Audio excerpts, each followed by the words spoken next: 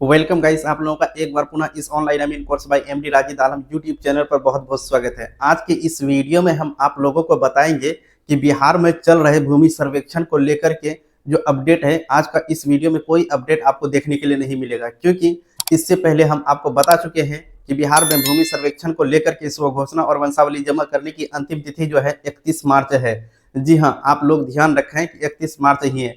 बहुत सारा कमेंट आता है कि आप जनता को डरा रहे हैं। डराने की इसमें कोई बात नहीं है। बिहार में जो है भूमि सर्वेक्षण आज से नहीं, बहुत दिन पहले से चल रहा है। अगर आप आज बोल रहे हैं कि आप डरा रहे हैं तो आपकी गलती है इसमें, क्योंकि डेट जो है इससे पहले 2 से 3 बार डेट बढ़ा दिया गया है। लेकिन अभी जो है डेट बढ़ाने के बारे में कोई चर्चा नहीं चल रहा है। और आज की इस वीडियो में हम आपको बताएंगे कि राजस्व एवं भूमि सुधार विभाग के जो मंत्री हैं संजय सरावगी, उन्होंने अभी इसके विषय में कोई अपडेट नहीं दिया है। और हम इस वीडियो में आप लोगों को प्रपत्र 2 भरने के लिए बारीकी के साथ बताएंगे कि किस तरह से आपको प्रपत्र 2 भरना है। अगर आप प्रपत्र 2 भरने के लिए अगर सीख जाते हैं तो आपके पास जितना भी कागज है उसको आराम के साथ प्रपत्र 2 में आप भर सकेंगे। आप जैसे ही प्रपत्र 2 में अपना लिखेंगे उसी तरह से आपका खतियान बनेगा। अगर आप प्रपत्र 2 भरने में किसी का हिस्सा दर्शाने में अगर मिस्टेक करते हैं तो जब वो कंप्लीट हो जाएगी, खतियान आपका तैयार हो जाएगी, तब आपके पास जो खतियान बन करके आएगा वहां जब हिस्सा दर्शाया रहेगा तो आप उसमें फंस सकते हैं। हो सकता है आपका हिस्सा कम हो जाए, हो सकता है आपका हिस्सा ज्यादा हो जाए। तो इसी को देखते हुए हम बारीकी के साथ ये वीडियो आप लोगों के लिए प्रपत्र 2 भरने के लिए बताएंगे। तो चलिए बिना देरी किए वीडियो को शुरू से लेकर के अंत तक देखिएगा, स्टेप बाय स्टेप, क्योंकि ये वीडियो प्रपत्र 2 भरने का पूरा प्रोसेस आपको बताएगा।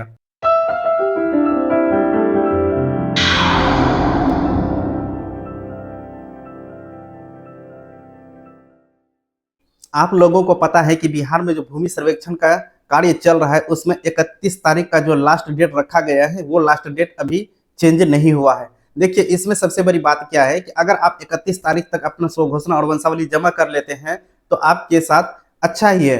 अगर उस डेट के बाद में अगर आप अपना वंशावली और स्व घोषणा पत्र भर करके ले जा करके अगर जमा करते हैं तो आपके साथ सरकारी जो कर्मचारी जो रकम मांगेगा आपको देना पड़ेगा, क्योंकि आपके पास मजबूरी हो जाएगी। इसीलिए हम कहते हैं उन खर्चों से अभी ही बचने की तैयारी आप लोग कर लीजिए।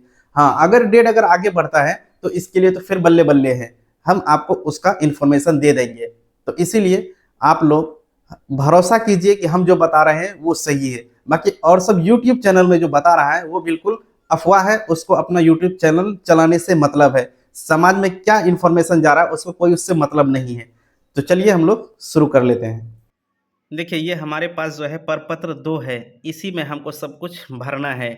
इसमें 2 तरह की बातें होती हैं, एक होता है मुस्लिम परिवार, एक होता है हिंदू परिवार। तो इसमें 2 परिवारों के लिए 2 नियम हैं। जैसे सरकार की नज़र में अगर देखा जाए तो एक ही नियम है, लेकिन दोनों की अपनी अपनी अलग नियम है। तो उस नियम के आधार पे आपको तैयार करना है, जो कि आपको बताया है आपका धर्म में।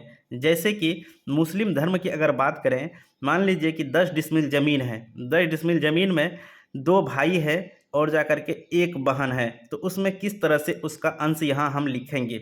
ठीक उसी तरह से देखिए, जब हम हिंदू परिवार की बात करते हैं तो वहाँ पे 10 डिसमिल ज़मीन है, वही 2 भाई है और 1 बहन है, तो वहाँ पे 10 डिसमिल में 3 भाग कर देंगे, यानी कि तीनों का बराबर बराबर अंश आ जाएगा।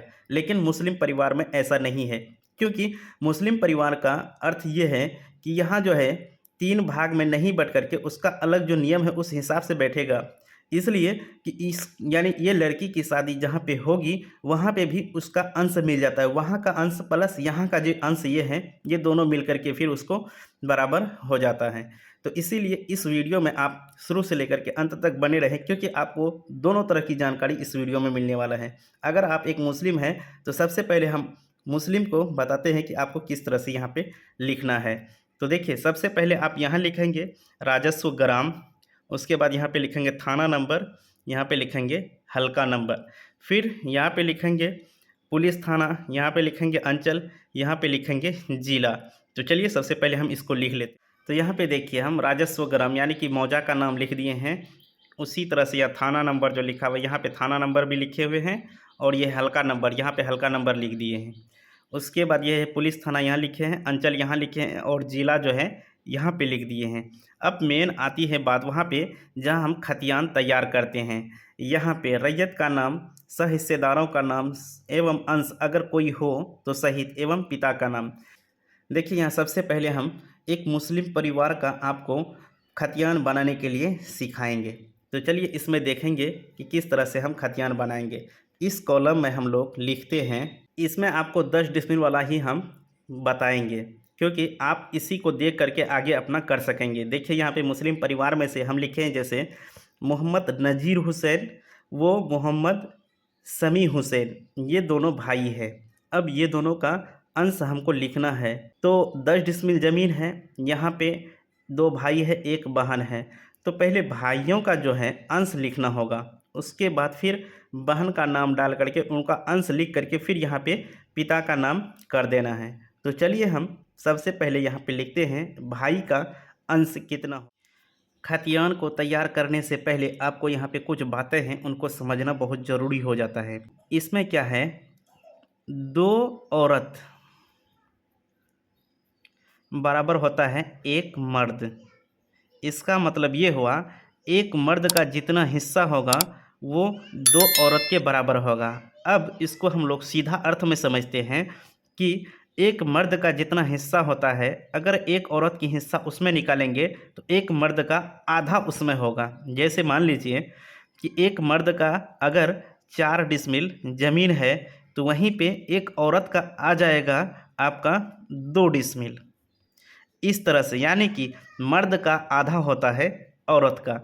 तो कुल मिलाकर इसी तरह से हम लोग इसमें भरेंगे। जैसे हमारे पास जो ये फॉर्म है इसमें हम लोग कैसे दर्शाएंगे, देखिए यहाँ पे हम लोग सबसे पहले ही लिख लेते हैं। मान लीजिए खाता नंबर मेरा 125 है, खेसरा नंबर है मेरा 507।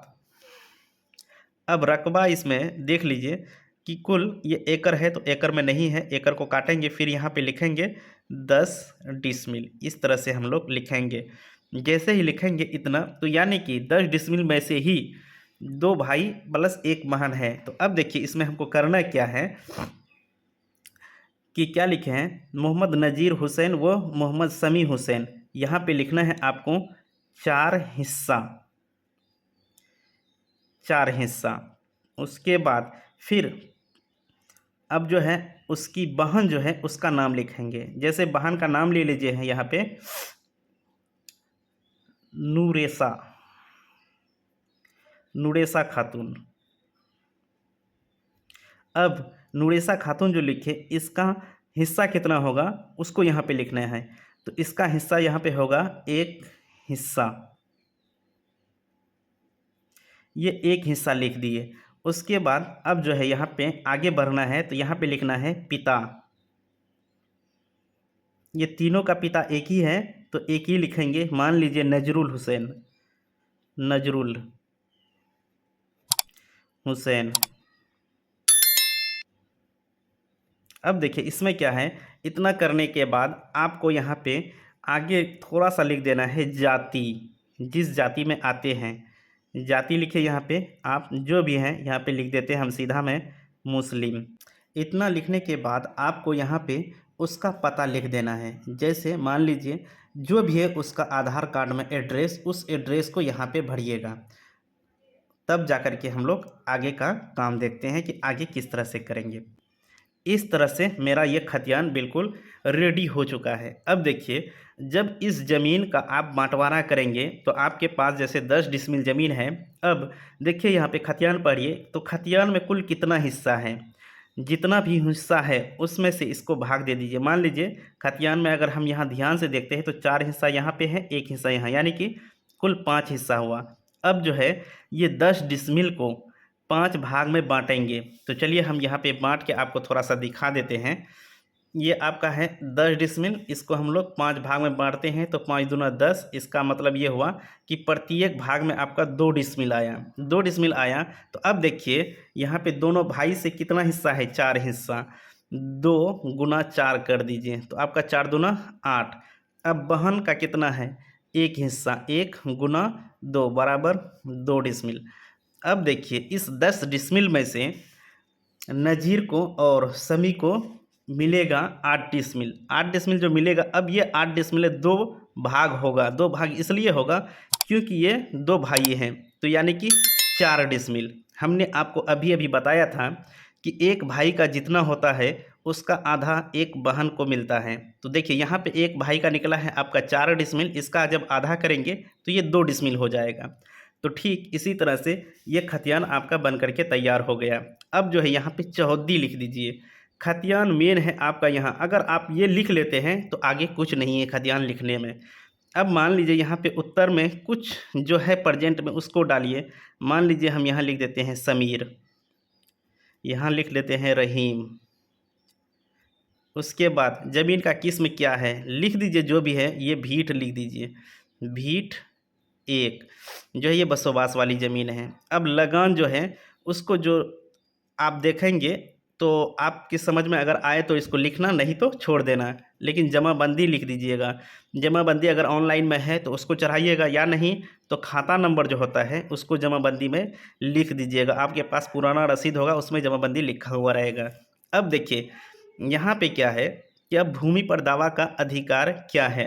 अब देखिए भूमि पर दावा का अधिकार जो है इसमें कहता है कि क्या है, तो देखिए ये ज़मीन जो है खतियानी है, तो यहाँ पे आपको लिखना है उत्तराधिकारी।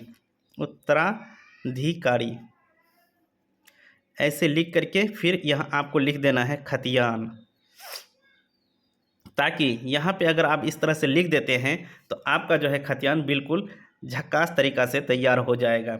फिर आपको यहाँ पे अपना गांव का नाम लिखना है, यानी कि यहाँ पे आपको दिनांक लिखना है कब जमा कर रहे हैं, यहाँ पे आपको मोबाइल नंबर, फिर यहाँ पे आपको आधार नंबर, यहाँ पे मोबाइल नंबर, यहाँ पे जो है रैयतों का जो है हस्ताक्षर और अंगूठा का निशान जो भी संभव हो आप इसमें लगा देंगे। उसके बाद जैसे यहाँ पे आपका ये खतियान हो गया तो आपको जो है खतियान के आधार पर एक वंशावली आपको तैयार करना है।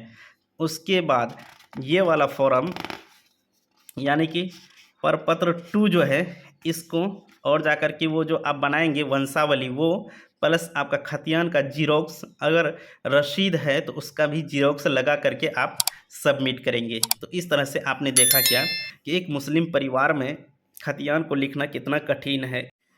वीडियो लंबा ना हो जाए इसीलिए इस वीडियो को आज हम यहीं पे समाप्त करते हैं। मिलते हैं अगला वीडियो में, जिसमें कि हम आपको एक हिंदू परिवार में किस तरह से खतियान को तैयार किया जाता है उसके विषय में हम आपको बताएंगे। ये हमारे पास एक फॉर्म है, अगर इसका आपको लिंक चाहिए तो आपको जो है इसका लिंक इस वीडियो के डिस्क्रिप्शन बॉक्स में मिल जाएगा। क्योंकि आपको जो फॉर्म देखने के लिए मिलेगा, आप जो ऑफिशियल साइट से डाउनलोड करेंगे तो आपको ये सब लाइनिंग किया हुआ नहीं मिलेगा, वहाँ पे सीधा सीधा रहता है। उसको आप अगर डाउनलोड करेंगे तो आपको दिखाई पड़ेगा वो किस तरह से। लेकिन अगर आप इसको डाउनलोड करके अगर कर लेते हैं तो आपको सेम वही सब कुछ है, लेकिन ये कॉलम है, इसमें आपका क्लियर सब कुछ दिखाई पड़ता है। तो चलिए आज का वीडियो हम यहीं पर समाप्त करते हैं, मिलते हैं अगला वीडियो में, तब तक के लिए जय हिंद।